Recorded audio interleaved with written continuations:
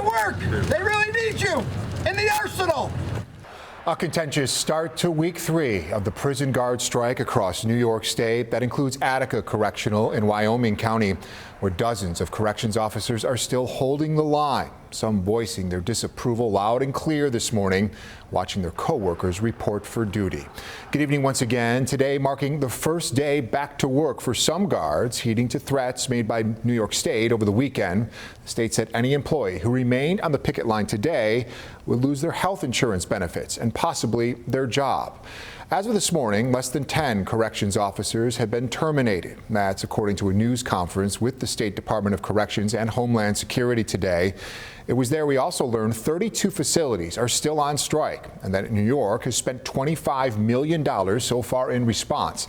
That does not include the cost of deploying 5,000 members of the National Guard, and the state says it's prepared to keep them working in the prisons until this strike is over. Continuity of operations for an event like this is to leave the National Guard in place. And, both Commissioner Maricel and myself have been to a number of facilities over the last 48 hours. The Guard is doing everything they can to continue to run those facilities professionally and safely.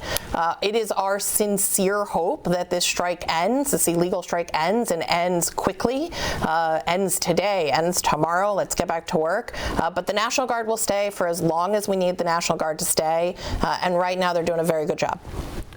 Commissioner Bray estimates that if the strike continues, New York could spend $106 million a month on its response. But as you saw just a moment ago, corrections officers are still protesting, despite the state doubling down on its threats today. So to give a voice to those holding the line, 7 News senior reporter Eileen Buckley spent time outside Collins Correctional, where workers are pledging to remain on strike until their demands are met. There are officers here that were terminated, and right now there's no recourse, but we're doing what we can to hold everything together. Any corrections officer who have been at these wildcat strikes, like this one outside the Collins Correctional Facility for more than 11 consecutive shifts, received notice Sunday that they're being fired. The Department of Corrections and Community Supervision says prison guards remain on strike at 32 facilities statewide and estimate fewer than 10 have been terminated so far. We have tried at every turn to get people back to work without taking these actions. These strikes are illegal under the state's Taylor law, but so far DOC says no one has been arrested. Workers walked out 2 weeks ago saying they want an end to shifts of 24 hours or more and to be protected against inmates. There was an officer here that got their finger bit off. He didn't come home in one piece, stuff like that. And does the inmate get in trouble for that? No. Now, this wildcat strike started here at Collins following a lockdown in the Collins Correctional Facility where officers say their lives were in danger. 100% safety thing. They didn't ask for extra money. They're dangling money at them to try and convince them to come back.